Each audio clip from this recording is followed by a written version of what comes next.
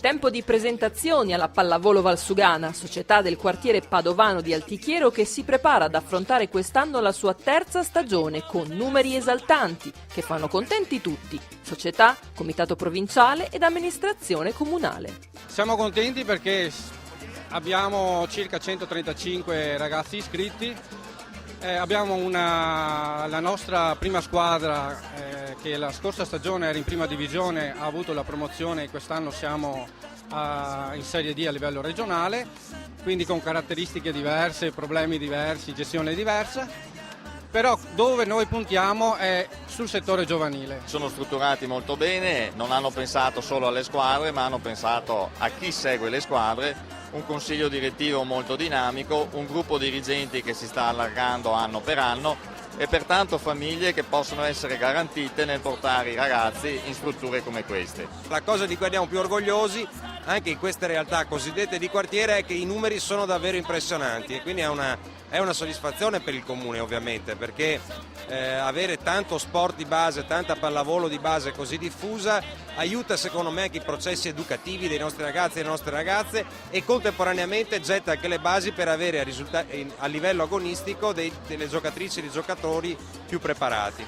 Il settore giovanile continua a crescere, merito anche del progetto Scuola, una collaborazione che vede la società impegnata nell'insegnamento del volley alla scuola elementare Mazzini di Padova. Il progetto Scuola è volto a raccogliere e a informare i ragazzi per quanto riguarda la pallavolo e il settore giovanile in generale.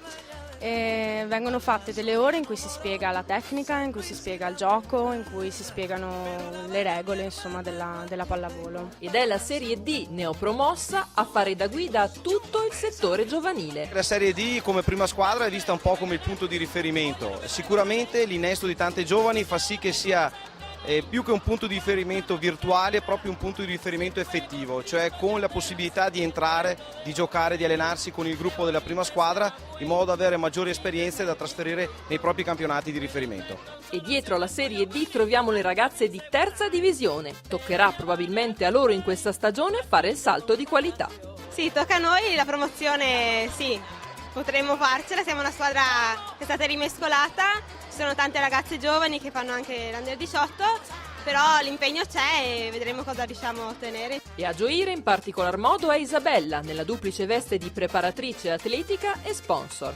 Sicuramente una visibilità importante per l'azienda, motivo in più, ma non il motivo principale, per lavorare bene con le ragazze, con la squadra. Stiamo iniziando un lavoro molto importante che si concluderà proprio con la chiusura del campionato, lavoro di fondo, lavoro di reattività e vedo che le ragazze comunque recepiscono con passione, questo significa molto perché la pallavolo è un gioco di squadra. Le immagini che vedete sono state girate all'interno della palestra Don Minzoni che insieme alla Tenso Struttura di Altichiero ospita tutte le formazioni della Pallavolo Valsugana e sono in arrivo anche i nuovi spogliatoi, parola di assessore. Mi sono già attivato perché nel bilancio dell'anno prossimo del comune l'opera venga inserita. Questo non significa automaticamente avere i finanziamenti, però inserirla a bilancio è il primo passo. Sono già al lavoro però con altri enti per recuperare le risorse perché ci tengo tantissimo a completare questo intervento.